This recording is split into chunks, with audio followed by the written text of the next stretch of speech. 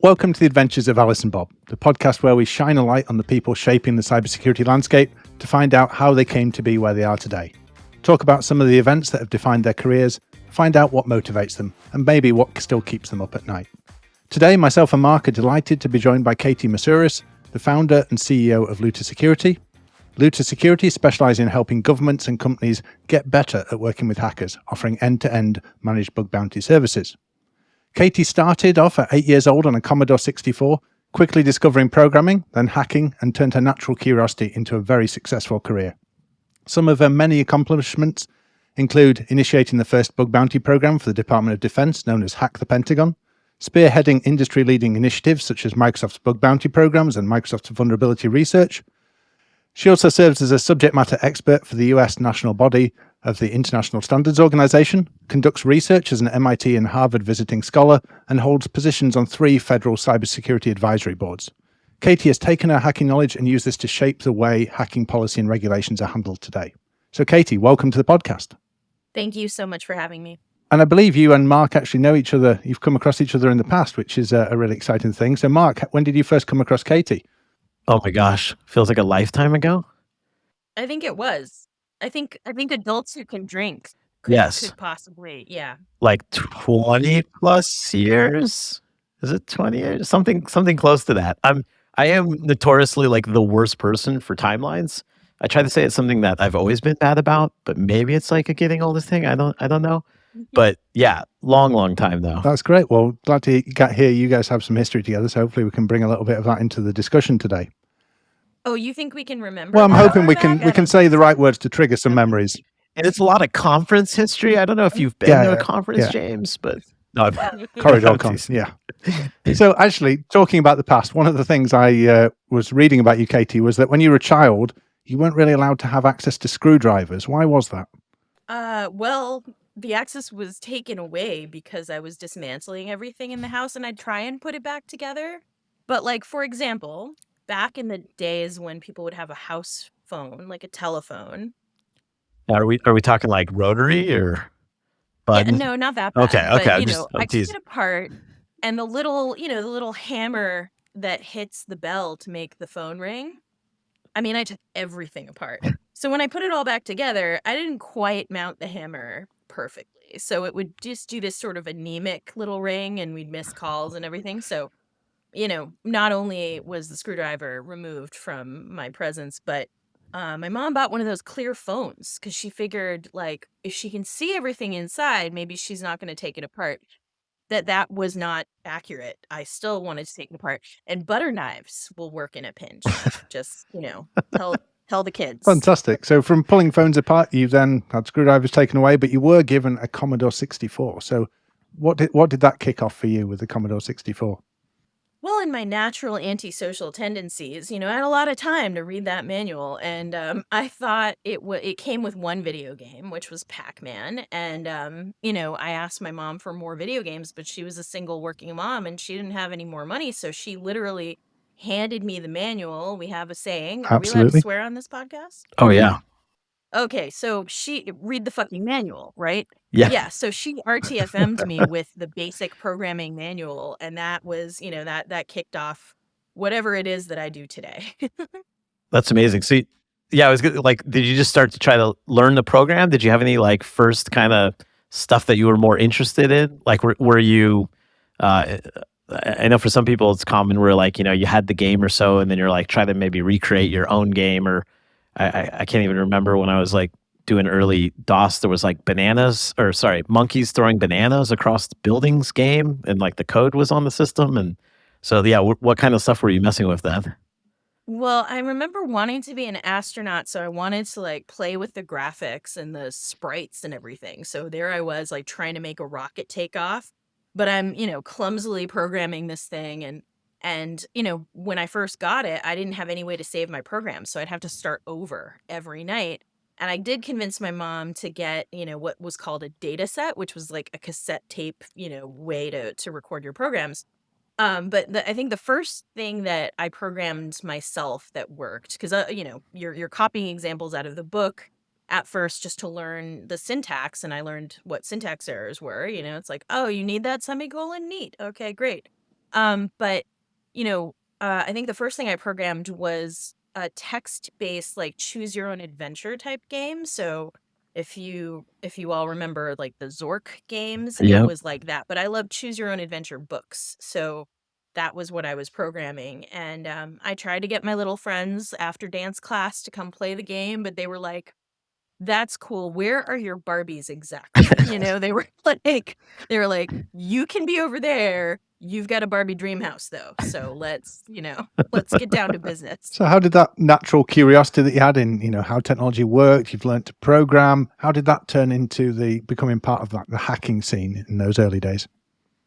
Well, I grew up in Boston, and when I got my first modem, quickly found a local bulletin board system called The Works, and that turned out that's where a lot of the early hacking group people were gathering online, and they had a physical meetup in Harvard Square, and I remember taking the bus to Harvard Square and walking up to this super tall guy. And, I'd heard descriptions of, one of my heroes in this BBS. And I look up at him, and I said, "Excuse me, are you the death vegetable?" And he is like, "Yes, yes, I am." And I didn't remember this, but apparently I had practiced a little OPSEC and my face was painted like a tiger. So I was like in tiger cat makeup, walking up to Death Veggie, being like, Are you the death vegetable? And yeah, so we've been friends ever since. But yeah, that was sort of where I learned how to hack. There wasn't really a profession back then because this was like late 80s, early 90s.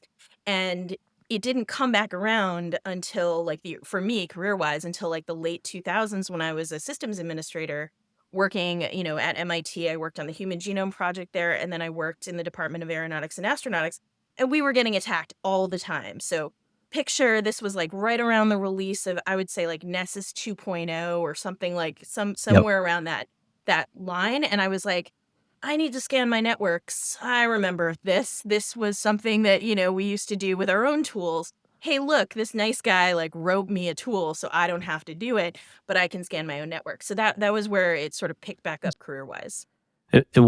So that's like a very interesting timeline because there's essentially like like you're saying, kind of the start of everything at some level, right? Like the start of like early days of hacking, like the start of kind of this whole profession that now you can actually be employed and do things in that didn't quite like exist, prior to that point. Like, how do you think about like where everything's? I'm throwing out like the Oprah Winfrey question from the start, but like, how do you think about how things have like changed from back then and like the field today, like how it's evolved in like the last 20 years?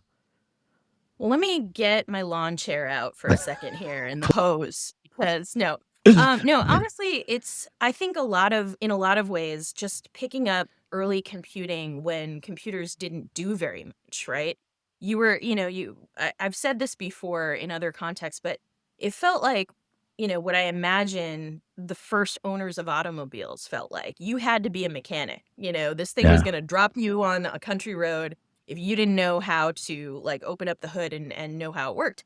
So, big difference between myself and my younger sister, who's 7.5 years younger, perfectly smart person, but literally grew up in a completely different, graphical user interface environment. So she was a user of the computers, whereas we were, programmers, hackers. Like we had to do Yep. those innovative and creative things to make it do, more of what we wanted it to do.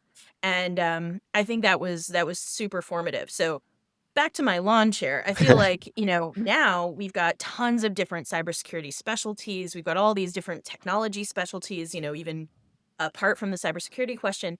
And so many people ask me, they're like, how should I get started? What certifications, what boot camp should I do? What should I study? And I'm like, I don't know. I'm like, I have no idea. Because when we were getting started, we were like laying the railroad tracks ahead of our speeding bullet trains, on technology. And so I have no idea. The thing I do tell people is that, look, there's new technology emerging all the time. Don't be intimidated by old timers like me, because we are not the experts in the new technology. You get to be the expert in the new technology. So go for it. That's cool. Yeah, and there's times where I think nostalgic of the past, and then I remember like having to, just recompile modem drivers just to get online, and then I'm like, maybe I don't miss it.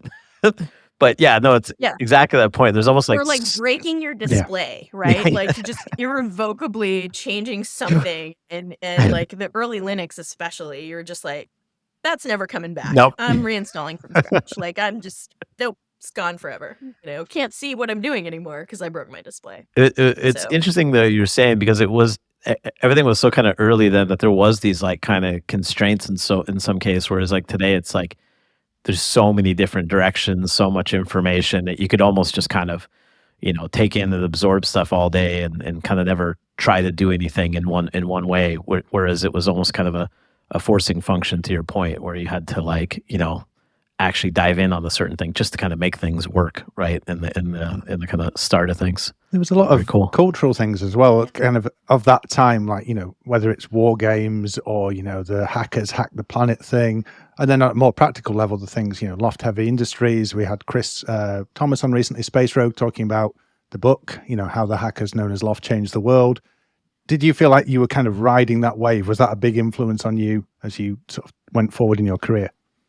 it was, and in good ways and bad ways, right? Those guys were not as nice back then as they are now. I mean, I consider them all my friends, right? But back then, culturally, it was kind of like, do we hit on her? No, she's not interested. All right, shut her out, and everything. So it was this like very annoying dynamic where I was kind of like knocking on the side door, very Presumably with your face painted like a tiger. that was my OPSEC. I was like, they'll never recognize me. You know what? Maybe I'll show up in Vegas one day, That just would be nostalgic wise. Just That would be painted awesome. like a tiger, right? But no, I mean, I think yeah, it was a lot of formative experiences, but in a lot of ways too, it actually influenced my decision not to major in computer science when I did go to college. I majored in molecular biology and math and minored in mathematics because I was like, the only job I could get, this was like, so me going to college would have been the early 90s, right? The only job I could get would have been a programmer. Kind of can't stand these guys. They're rude and they're mean and they're exclusionary and stuff. A lot, I would like to say a lot has changed. It has not. But I thought to myself, well, if I cure cancer or if I cure AIDS, that's something worthwhile. So I'm going to put my nerd brain to work. And plus my mom was a biologist. So it was, or a biochemist. So it was kind of easy for me to picture myself doing that. Didn't have a lot of female role models, and even my female peers who were in the hacking scene were, we were treated like girlfriends or attempted girlfriends that went wrong, kind of thing in a lot of ways. So yeah, I would say it was formative. So that was kind of the negative side of it. But on the good side of it, I would say that early culture and actually the culture around MIT and working at MIT is like one of the first places I worked professionally. It did good things for me in that you had to just be ready to factually back up your assertions, right? If you're going to make a technical assertion, you better know it inside and out. So it was, in a lot of ways, it just kind of prepared me mentally and emotionally for the world where, as a woman, I'm constantly being second guessed, about my technical knowledge and whatnot. The times I've been called like an evangelist as opposed to a hacker drives me nuts. I'm like, that's great. Yes, I do talk about hacking, but that's not what I am, kind of thing. So it was formative, but in good ways and bad ways. Then you mentioned then from the MIT perspective, so you started coming back in, you saw these systems were under attack all the time. When did you first become interested in that, bridging that gap between the hacking community and the people who are actually under attack? More often than not, these kind of interactions were viewed with a high level of suspicion in the past. Well, so working in the Human Genome Project, I just remember coming in one day and seeing all the Windows machines were blue screened, and it was a teardrop attack. So back then, I think it was MIT's systems managers, like the people in charge of setting up the original like Athena network and all that. They were vehemently anti-firewall. Now, firewalls are just a speed bump, but it sure would have helped. So we had this fat pipe to the internet. And if you could compromise any of the machines on that fat pipe, you suddenly had a launching point that was probably more powerful in terms of internet throughput, traffic you could get sent out, So all universities were absolutely, hackers' favorite playground where you would bounce attacks through the university. But MIT was particularly delicious of a target because it just sat on that fat pipe. So there I was, with hacking skills, but these were my computers. I'm supposed to protect them. But often I wasn't given admin or root, depending on what it was, on the machines in question. So sometimes it wasn't just me scanning my networks. It was me doing what I now call pwn to reown, where I had to pop a box because there was, definitely some vulnerabilities there. And getting on that box, I'd see, accounts from visitors that we had. And then in the Department of Aeronautics and Astronautics, we were getting hit from China a lot. So those IPs were resolving to Chinese address spaces. And it's not a surprise, right? But I think lawmakers now are often shocked because they're, about 30 years behind what the foreign adversary threat, has been after. And they're still like kind of focusing on private companies where they've completely ignored the fact that universities, where a lot of the primary research takes place, they are absolutely under attack, and they have been for the last like 30 plus years. Yeah, and I always find universities is like this particularly hard area. There was one of the universities we work with, and like the CISO is just kind of trying to wrangle across different departments, but like everybody kind of does their own thing. And I mean, it's like a nightmare scenario for like what they're trying to secure. And then also to your point, I don't think people think enough about like how much they are actually attacked and are this kind of unique thing. Um, how did some of that lead to the hack the Pentagon like bug bounty? Like that was something I like don't know as like I'm familiar with it, but like the kind of origin of like how that came about was something I was like not familiar with, and I was just curious if you could share. Totally. Well, it actually started with me working at Microsoft, and I had been there at the time, only about 3 years, right? So I had started there in 2007, and it was 2010. I was about to leave, and I let my managers know. I said, hey, I'm going to go work at Adobe. I'm moving back to San Francisco. I'll see you later. And they were like, wait, don't go. Stay and work on whether or not Microsoft should do a bug bounty. And I was like, what? You've told the press that you'd never pay for vulnerabilities. I thought that was a done deal. Once you tell the press, it's off the table. And they said, no, we just want you to figure out like what that might look like for us.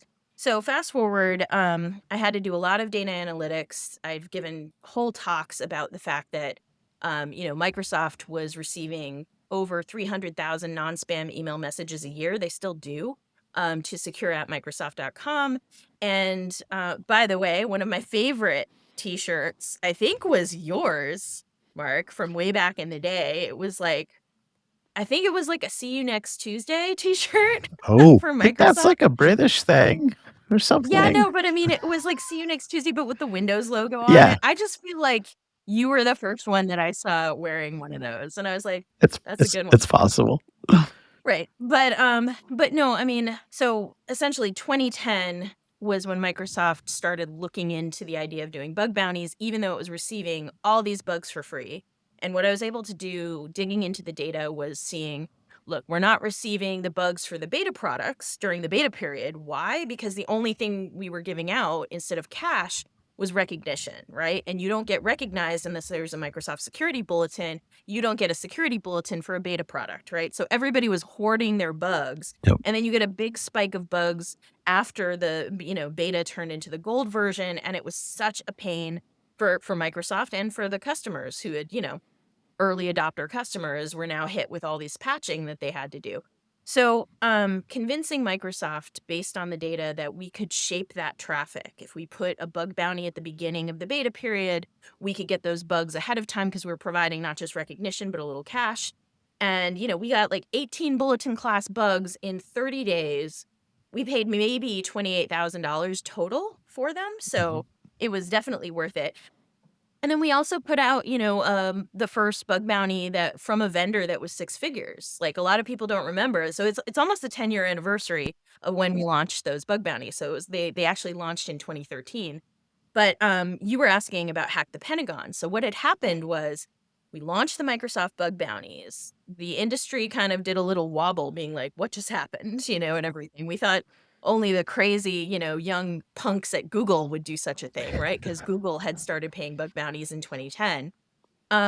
But what really happened was that combination of the data and the fact that Internet Explorer was losing ground, not just to Firefox, but now to Chrome. And Chrome had a bug bounty. So there was like this competition going on. Interesting. It There's was always this whenever you hear of like some security evolution somewhere, you always find there's some business angle or story that like also helped bring people along to what was already like a good idea, good thing to do, but there's kind of this business driver behind the scenes that helped or helps. Well, one of the biggest myths in business, I think, is when people say that they are data-driven decision makers, right?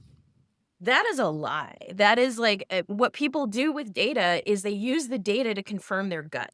And in this case, once I figured out, they're pissed that they're being shown up by Google looking more, security responsive. They're about to launch another version of the browser, right? And back then it was Internet Explorer 11 that was about to come out.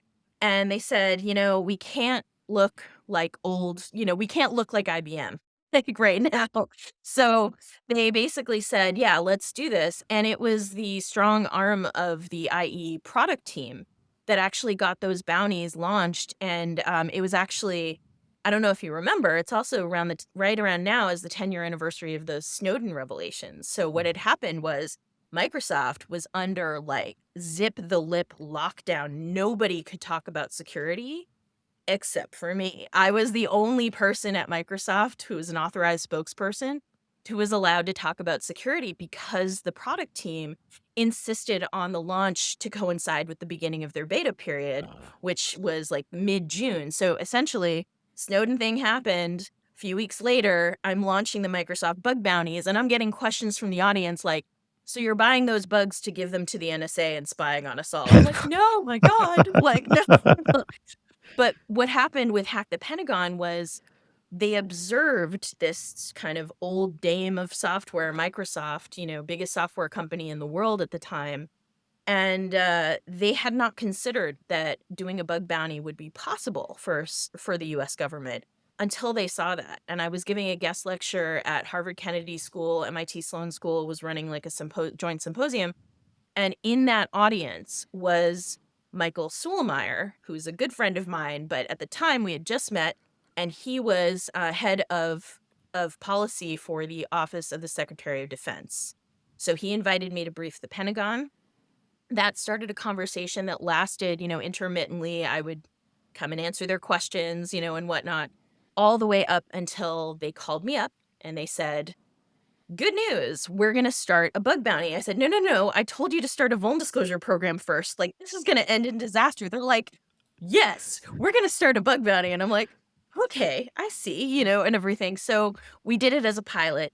It was a 3-week pilot. It launched in 2016.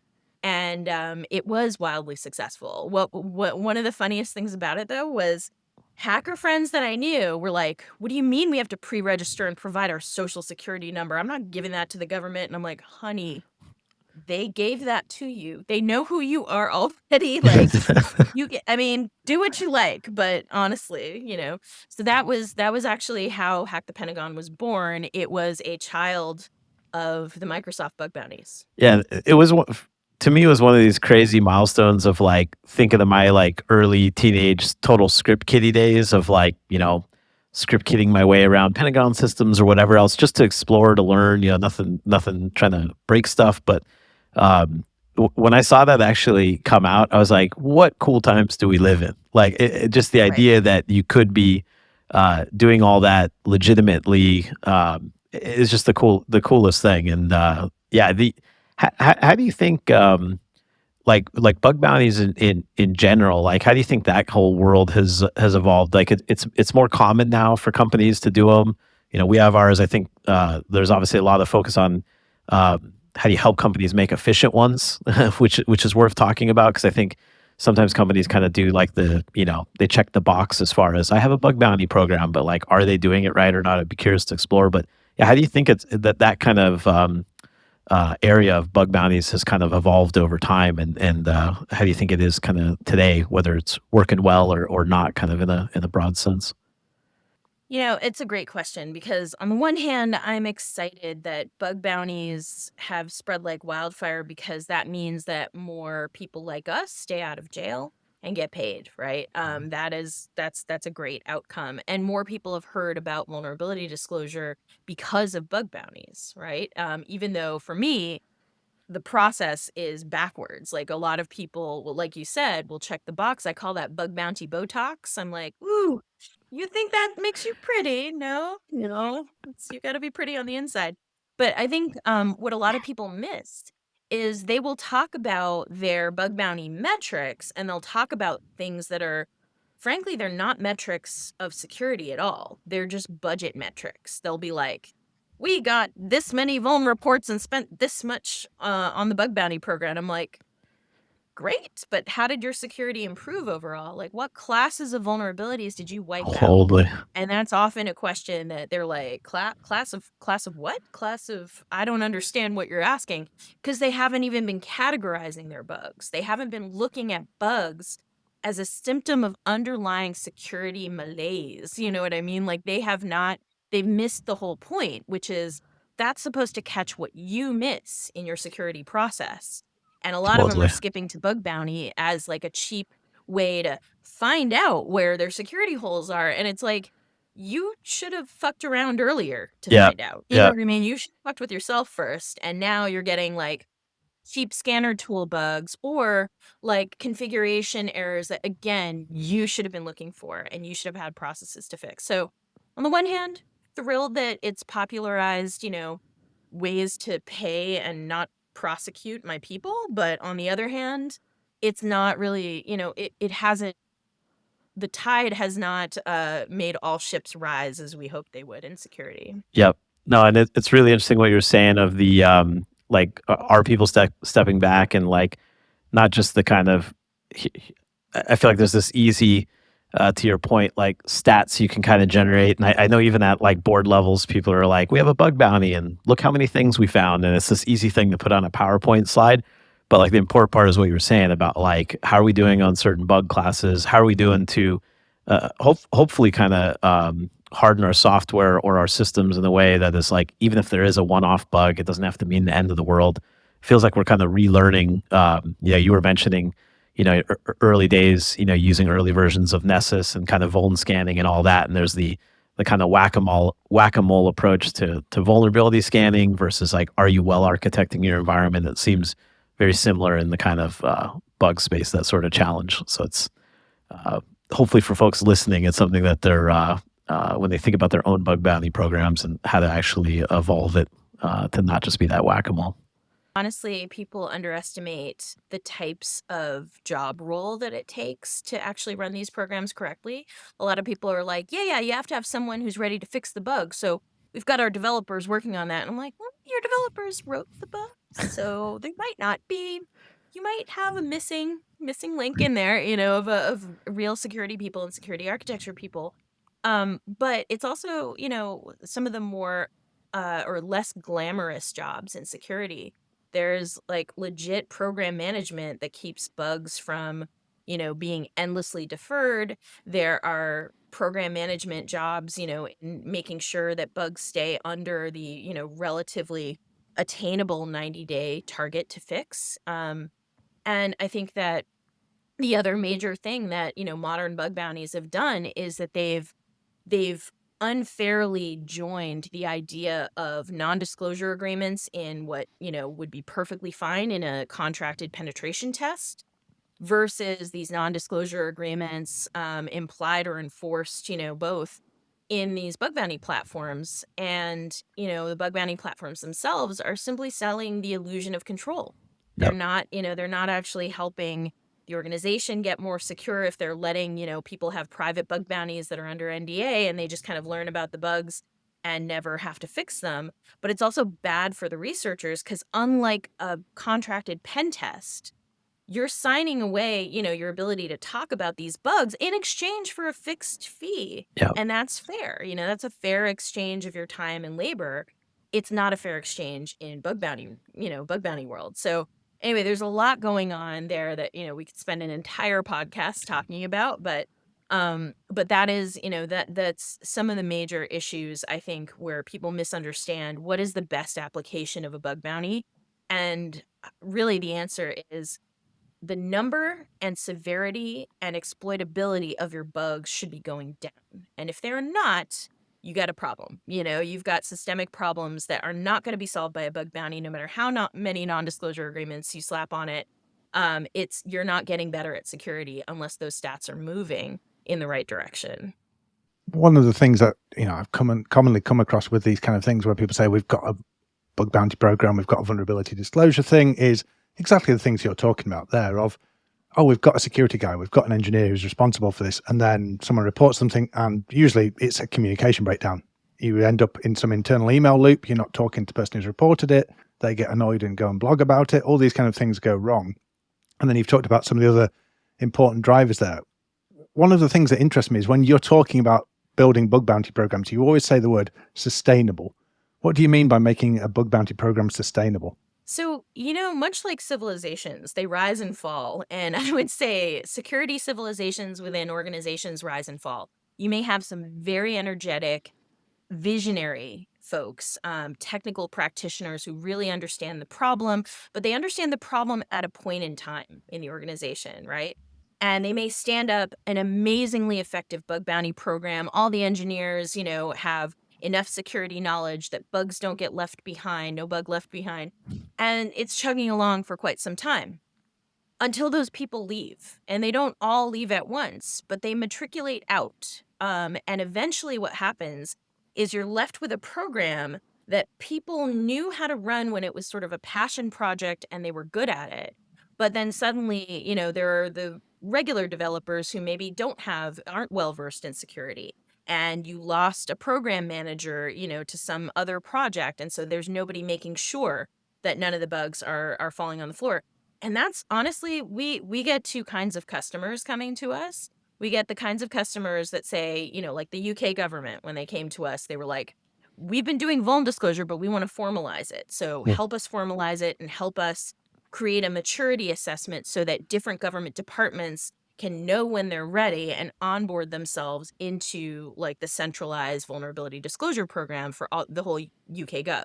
So that's one kind of customer where they know that it takes sustainable process, maturity assessments, and an onboarding process, right?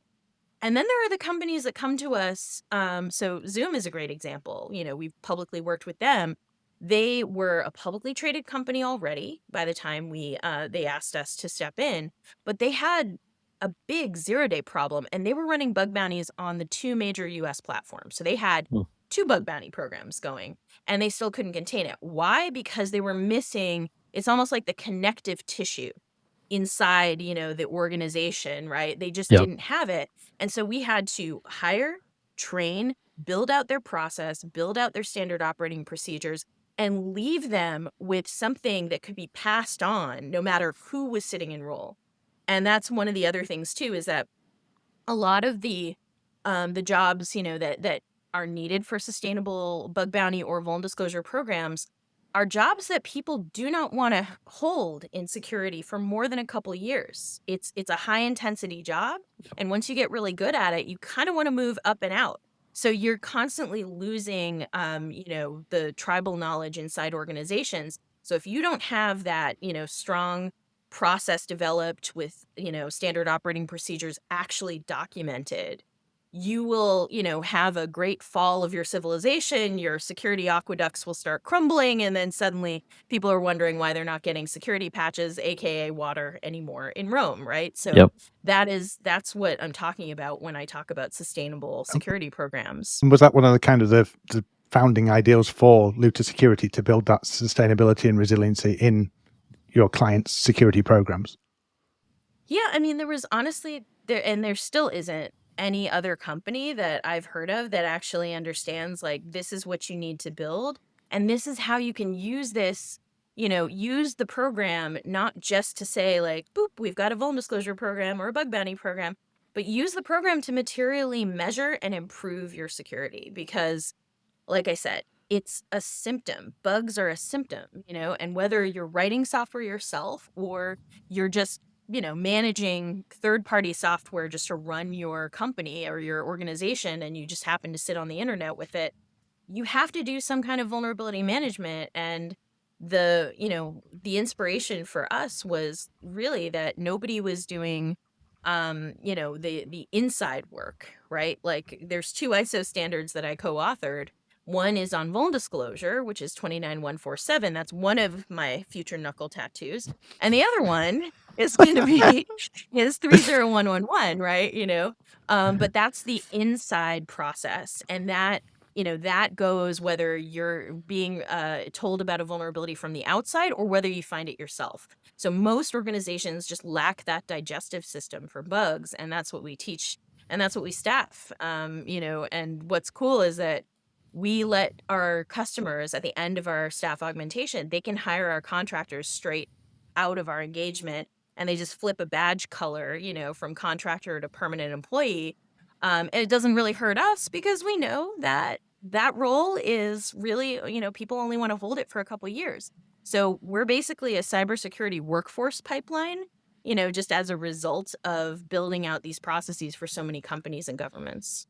And I'm curious how you found the transitions to founding your own company and being a CEO from the previous roles you've held. Do you find you've got more freedom to pursue the things you've got curiosity in, or do you think you've got less freedom now to do that and you're more having to focus on the day-to-day business? That's a great question. Honestly, there are certain elements of the business that are very annoying. Like one of the states where we do business, like keeps losing our state paperwork and whatnot. So that's annoying, but that's actually something that, the bigger businesses, they just have lots of people to deal with that. We have our tax folks and our operations folks dealing with it, but it's just very annoying. But I would say the freedom that it's given me has been amazing because I'm super neurodivergent, ADHD, and I need time to unwind. So I've been able to do things, as a benevolent dictator of my company that make the workplace work for me. And I think other neurodivergent or, neurotypical people as well. And part of that is a 4-day work week. So our full-time employees get all Fridays as paid time off. If something that looks, like it's important comes in, I am the one who falls on the grenade and I tell whatever external person, hey, all my FTEs have, Fridays as PTO. Someone will get back to you next week, that kind of thing. But that gives me sort of the mental space to be more creative, to unwind from the workday and whatnot. And I'm sure there will be a time when my company grows to a certain size where we can't, kind of enforce the same day off for everybody. But for right now, it really works for us. And I love that. What I will say is that people coming from other corporate environments have corporate PTSD, and it takes them a few weeks at least to get used to the fact that I really don't want them emailing anybody on the weekends. I really don't want them checking, while they're on vacation and stuff like that. And honestly, it gives me anxiety when they do it. So I have to frame it like that. I'm like, you're harshing my weekend right now. So you just stop. Like the boss is telling you you're annoying me, and and whatnot. But I save those emails for Monday morning, right? Draft them, stash them, send them out, and try and set that example. But I don't know. I think that I think all companies should explore flexible working arrangements because clearly being neurodivergent doesn't impede you from having a successful career if you can make room for it. Yeah, and that area of you're covering security vulnerabilities, you're helping people out, and you're a divergent there. There's actually, when I've been doing the research into yourself, there's so many problems out there you're trying to solve in the world. So maybe you could tell us a little bit about the work you've been doing with the Pay Equity Now Foundation and the work of the Manglona Lab at Penn State Law, because I think that's just a wonderful thing to hear about. So I was the lead plaintiff in the attempted class action gender discrimination lawsuit against Microsoft for pay and promotion inequity. And the long and short of that is that we failed to get class certified here in the state of Washington. Whereas if I had lived in California, California has differing state laws where, if the data doesn't lie and there's a group of people that are getting paid less, that group of people is automatically certified as a class under California law. So my same lawyers actually brought a very similar case against Google, and Google had to settle for over $160 million to back pay, a lot of the underpaid, underpromoted women in their workforce. Microsoft got away with it, though, because I live in a state that doesn't have that law. And, at the federal level, it's almost impossible these days to get a class action certified, which everyone should be very, very worried about. And the reason for that is Walmart got away with essentially arguing, yes, we know that all the women and the brown people were paid less systemically, but that's because we sure did hire a bunch of prejudiced managers and they all just made those individual decisions. So, Walmart wasn't held accountable at a corporate level. Therefore, federally, we're not going to get the same justice under the law. So hence me deciding to drop my case, form the Pay Equity Now Foundation, which, the premise is very simple. It's just like any other vulnerability or bug, you audit for it and you correct it. And that's really the premise that I want all organizations to take a look at themselves, audit for pay and promotion inequity across, all the underrepresented groups, and then just correct for it and do it every year. And then the Manglona Lab, that's named after my late mom, the one who got me the Commodore 64. The RTFM. Right? And RTFM, yeah. But she was systemically underpaid and underpromoted her whole career. And that would have absolutely changed the trajectory of all of our lives. And she might even still be with us today. Fuck cancer. But she might still be with us today if she hadn't had to work so darn hard her whole life. So I chose Penn State Law, not because I, had any connection myself, but because a really good friend of mine, Professor Andrea Matwishin, works there, and she started the pilot lab, which was all about the intersection of law and technology. She's actually a hero. She drafted the language that went into the DMCA exemption for security research. So she is an unsung hero, and we should make stickers of her and plaster Vegas with them. But I asked her, if the college would be a good place to start a lab like this focused on pay inequity, and she said, yeah, absolutely. So just recently I went there, I met with the executive director and some of the students who were working on some cases and everything. And I found out from the executive director, there are only 3 law labs in the top 100 law schools in the entire United States that focus on equity issues at all. And exactly 1 focuses on gender pay equity issues. So obviously, we need to actually consciously correct this bug. Think of it like a whole bunch of format string vulnerabilities, right? Easy to scan for, easy to fix once you know what you're looking for. And we just have to, as a society, decide to fix it. Because right now, I don't know what gender your kid is, or the one that's on the way, Mark.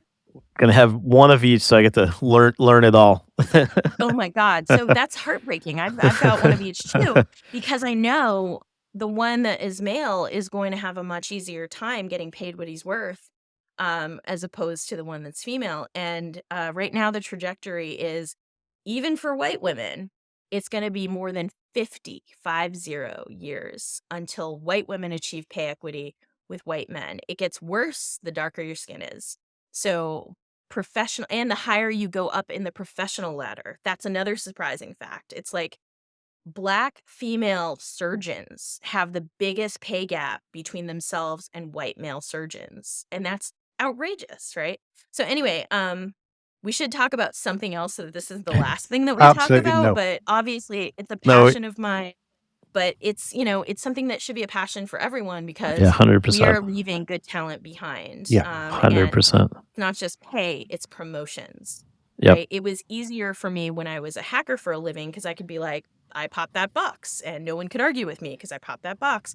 But when I tried to move up the ranks, it was like questioning if I was ready and questioning this and, all of these things that I saw, much less experienced males being promoted over me who hadn't done nearly what I had done or had the experience I had. So that is something we need to correct. like a bug. Absolutely. And that's the reason I brought the question up, because I just it really impressed me the way you were approaching it. I think it was a Vice News article that said you were basically taking the hacker mindset to this problem and actually just putting it in front of people in very plain terms of being able to audit and being able to correct for these things. And we want to, in the same way of bugs, we want to knock out entire classes of these issues and make them non-existent. Oh, totally. Yeah. One of the things that came up in the research was the issues you had with Clubhouse. So maybe you could talk a little bit about what you discovered with the Clubhouse social media. Okay, so one, I didn't mean to, but accidents happen. And what happened there Wait, was... have I Yeah. just been living under a rock house or living under a server? Why have I never heard of accident before? Oh my God, I can't believe I just said that out loud. I'm probably going to get it flamed. Yeah. I'm going to get flamed online. It's probably like such a used word and I've never heard it. Oh my God. It was a accident. It was very innocent. So what happened was I had joined Clubhouse right when it was like super hot for that, 2 months or whatever it was that it was really ramping up, and got an invitation, and they were talking about some security vulnerabilities that, and some issues with like data going through China, et cetera, et cetera. So apparently, if you just logged out of the application and logged back in, it would force an update. So before I got the forced update, I was like, I have another phone. Why don't I just like install it fresh, the new version on the new phone, leave my old phone logged in, and just like see if I can see any differences, right? So I happened to be in a Clubhouse room when I had downloaded, the Clubhouse client, the brand new one, onto the second phone. And I start messing around, I log into the second phone and I realize it doesn't log me out of the first one, not entirely. It presents the logout screen, but I can still hear everybody and I can still talk to everybody using phone number one. So I'm like, hold on a minute, what else can I do with this? So playing around with it and everything, found out phone number two, I could appear to join a room. So first of all, I wasn't even in the room that I was ghosting in, on phone number one. In phone number two, I had to join that room from phone number two. Once I was in there, I could leave the room on phone number two, but phone number one's session was still alive the whole time. But this did something really weird. It removed my avatar from the room. So I became ungovernable. I became completely like a ghost in the room where I could hear everything. I could spam it with, if I'd ever been given stage access or microphone access, I could spam the room and I couldn't be silenced by the moderator or the creator of the room. They'd have to shut the room down to get rid of me. So anyway, I wrote up, what I had found. It was session management related. They were just being sloppy with session management, and tried to find a security contact. It was almost impossible. Then I heard they were running a bug bounty program, but I couldn't find anything on any of the bug bounty platforms' public pages. So finally, I had to pull like a, do you know who I am? And I sent like yet another message, and I was like, listen, I come in peace, but I wrote these ISO standards, and here's a video of me talking about the ISO standards. Here's a video of me talking about the 5 stages of vulnerability response grief. And I'm sorry, but like you guys are in denial right now, and I'm going to disclose this publicly if I don't hear back from somebody.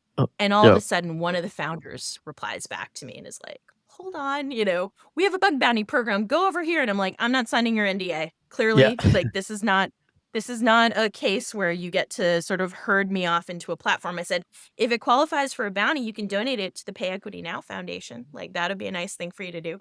Yeah. So we got through them supposedly fixing it. And I was like, well, the original, repro doesn't work, but that doesn't prove that you're properly managing the session on the back end. I'm not going to write any tools to try and intercept the session tokens just to prove you wrong, but I am going to write this up in a blog post.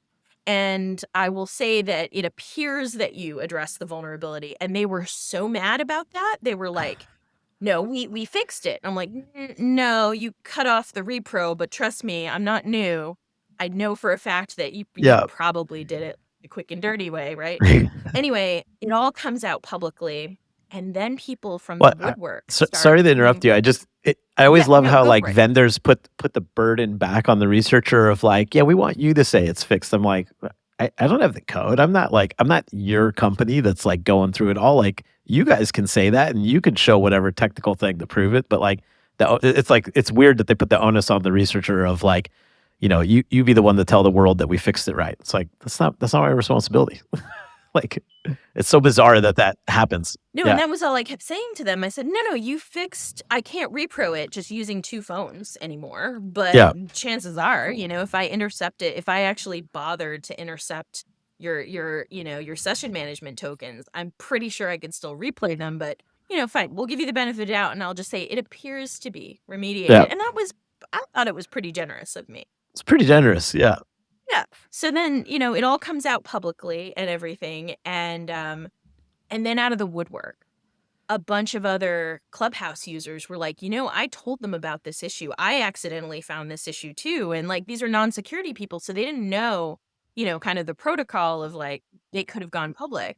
I think a lot of them too were trying to build their like influencer brand on the platform. So they were very afraid of pissing off the Clubhouse gods, because they were, hoping, that they would become the next, big thing on the next big social media platform.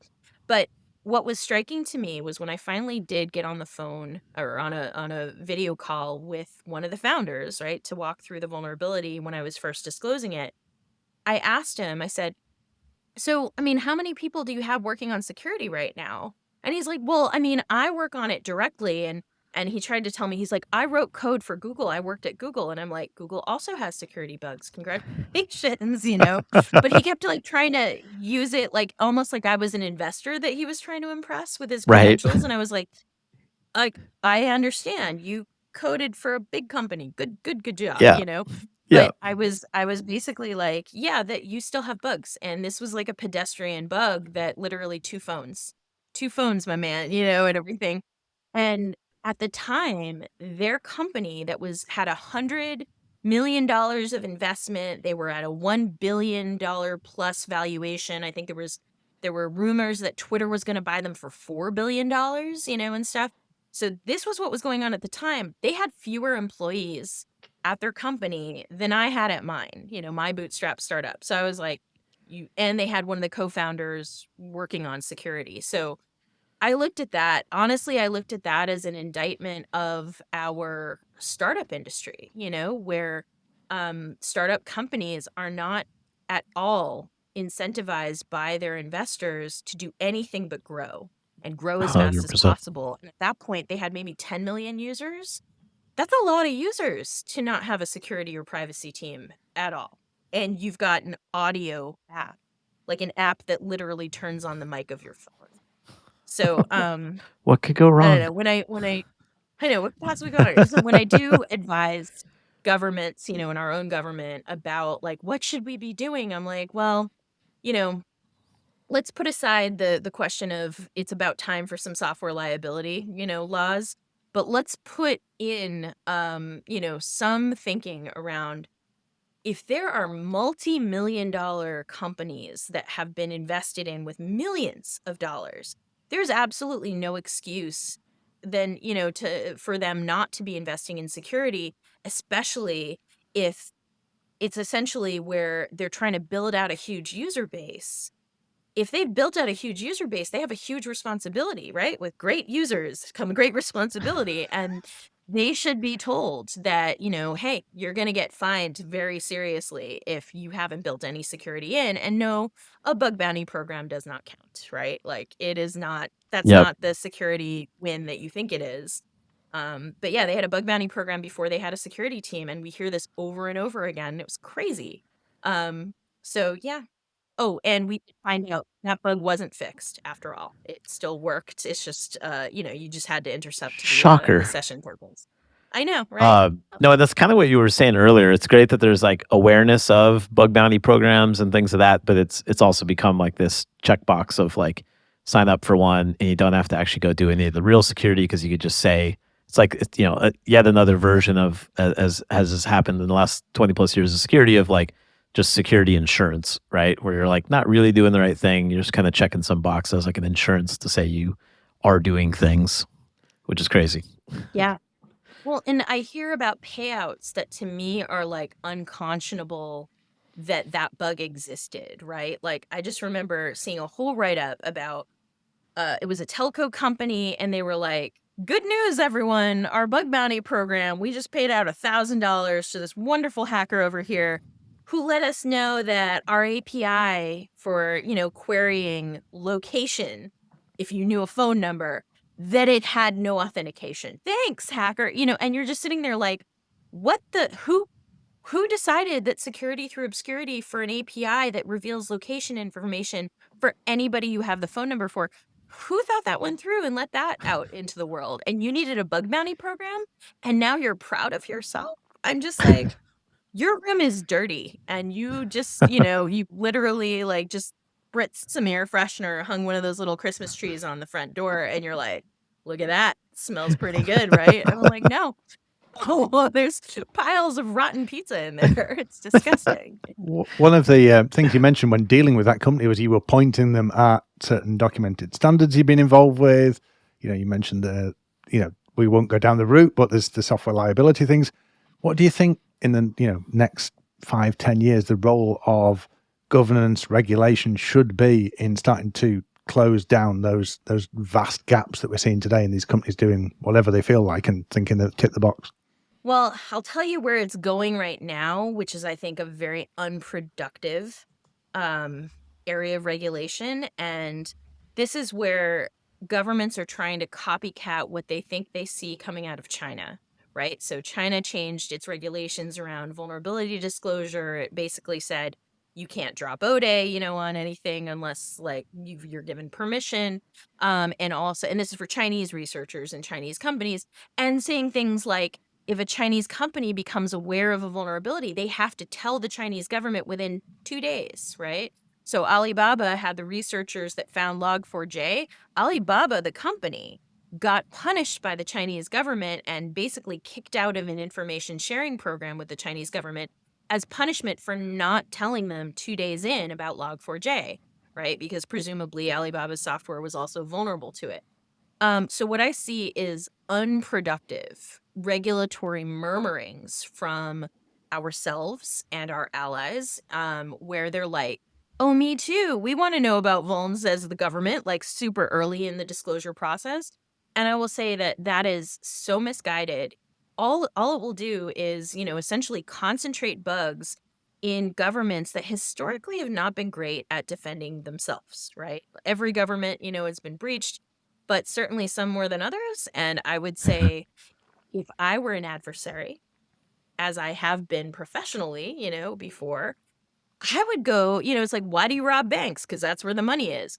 Why not go to what I call the buggy bank? Like if you're concentrating bugs from all the corporations in a given country into their government, oh my God, that simplifies, attacking and being able to, really put a country at huge risk. So you were saying, like, what direction should we be going? I'm seeing a tide of a direction that is not only non-productive, but it's actually going to make us more vulnerable to our adversaries, any adversary.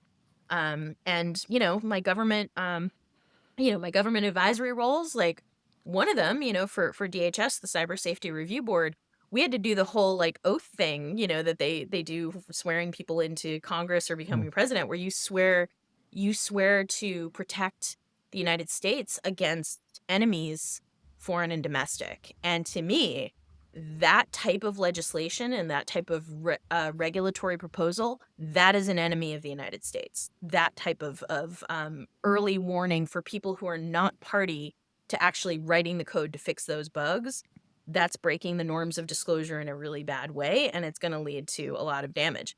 I wish I could tell you, like, oh, there's this great thing happening, in regulation, and I really support it. But no, mostly it's like me being like, that's a terrible idea. We're all going to die.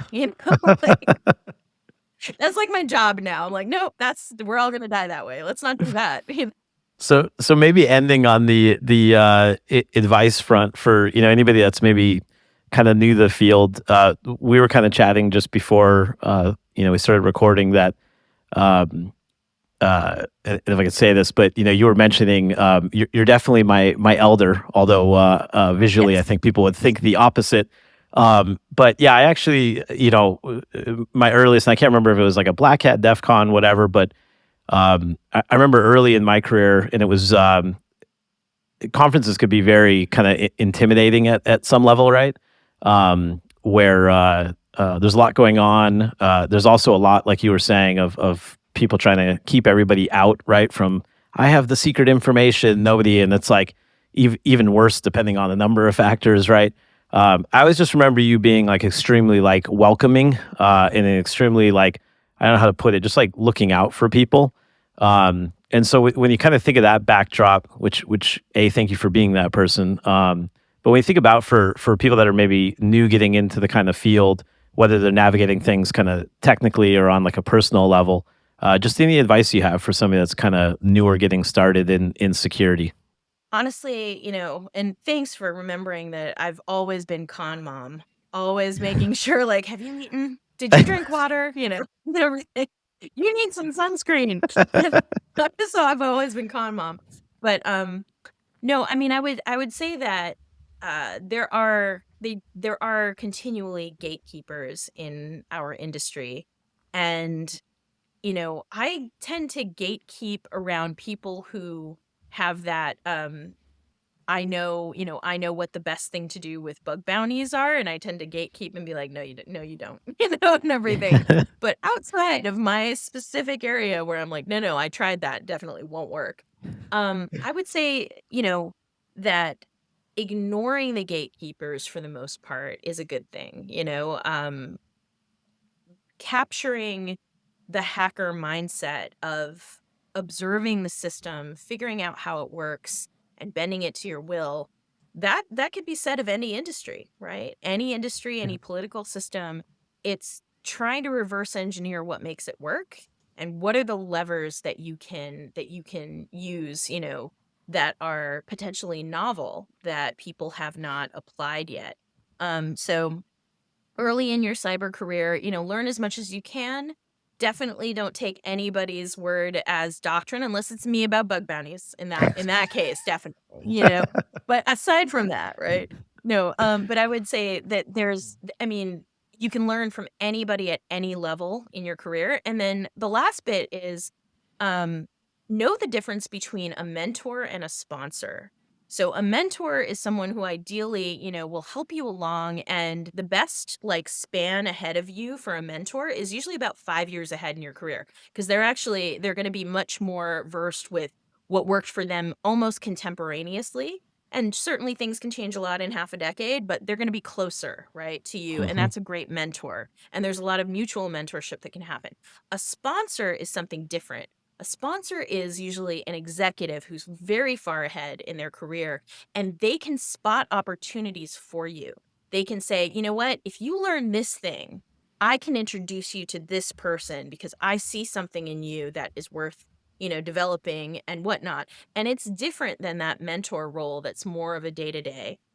Sponsors are what give you a leg up in your career, and I've been really lucky to have a lot of those. That's excellent. And as we wrap up, where can people find you or more information about yourself or your company online? So the company is called Lura Security. So if you go to lutasecurity.com to contact us, you just use info@lutasecurity.com. And for those of you who are curious about the name, it is named after the nickname of the tropical island just north of Guam where my mom was born. So that is where the name comes from. And actually, in our logo where it says Luta, the T is what's called a latte stone. I'm half Chamorro. That is the native Pacific Islander that my mom was. And the latte stones are these ancient structures where we would build, our homes on top of them. It was flood proof. It was a little bit of enhanced security. You could pull up the ladder and give someone a real hard time. But it's a symbol of Chamorro's strength. And a lot of people see the hibiscus, the pink, motif of my company, and they say, this isn't like normal security companies, that have shields and swords and armor and all this kind of, big masculine energy. And I'm like, Yeah. I've got an enduring culture of over 5,000 years embedded in my logo. So there you go. There we go. Sustainability and resiliency woven right through the company heritage there. So that's fantastic.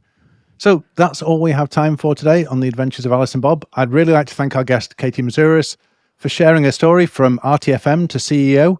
And whether you realize it or not, the passion, the curiosity and the expertise Katie brings have built the sustainable bug bounty and vulnerability disclosure programs that have really shaped the world of software and infrastructure around us on a daily basis. So I'd like to extend a really heartfelt thanks for all that hard work that she does and continues to do to make the world better. I'd also like to thank my accidental co-host, Marc Mayfrey. Accidental. And super producer, Ben, for whom, without whom the podcast wouldn't be possible. So I'm James Maud, and this has been The Adventures of Alice and Bob.